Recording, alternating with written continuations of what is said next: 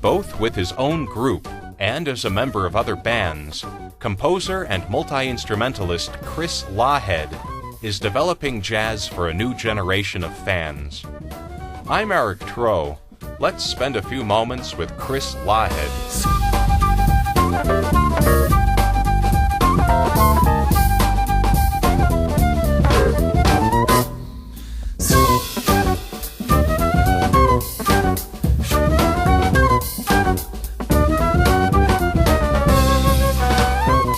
Tell me how your hometown has made you the man you are today. Oh, that's quite the question. Well, I grew up here in Littleton.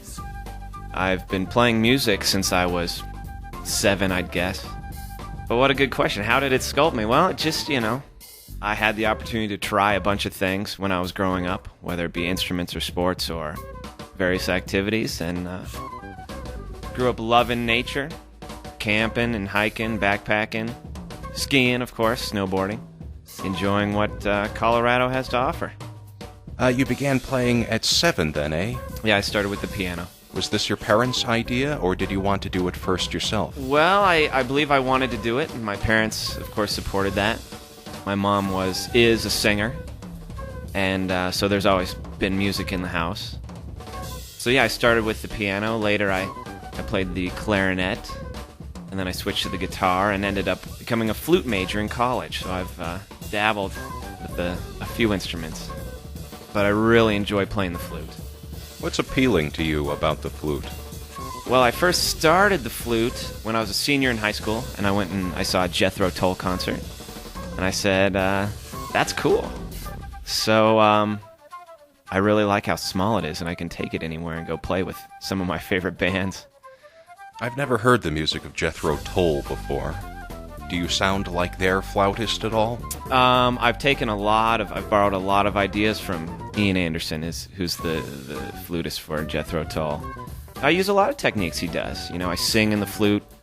I come at it with a little more aggressive style, as he does, because Jethro Tull's a rock band, and so I've kind of taken that into my style. And he kind of got that from Rashawn Roland Kirk, who would do that. So he wasn't the inventor of that, but I'd say Rashawn kind of introduced us to those flute techniques.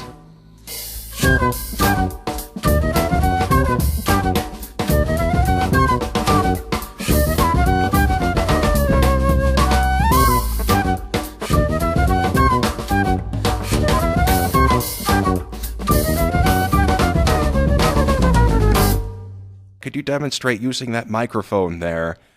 How instead of just into the flute, what do you have to do to make the sound that you get? Oh, well, with this microphone, gosh, I wish I had my horn with me, but I spit and slobber and, use a lot of percussive techniques, so I might go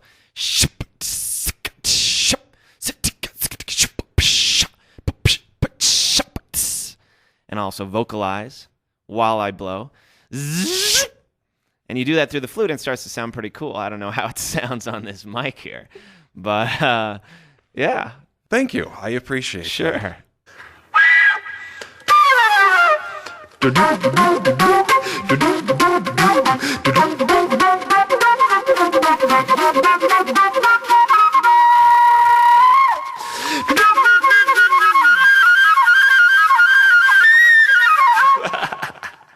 Put that on the CD. You also play an electronic instrument known as the theremin. Yes. Could you tell us about that instrument, please? Well, as far as I know, the theremin was one of the first electronic or synthesized instruments. It's you create the sound by putting your hand into the electromagnetic field that's produced by a pole that sticks out of a box, and you get that real spacey kind of sound, the kind of horror movie sound, which is it's a lot of fun to play.